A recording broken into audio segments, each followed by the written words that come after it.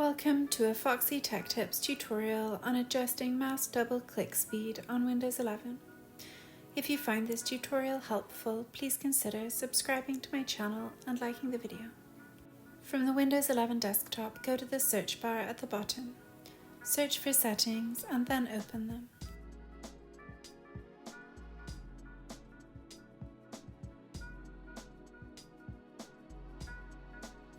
In Settings, select Bluetooth and Devices from the left sidebar.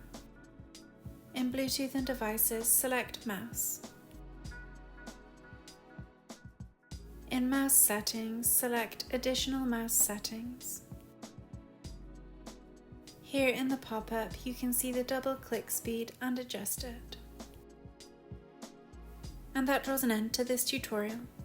Please like the video if you found it helpful and subscribe to Foxy Tech Tips for more Windows 11 tips and tricks.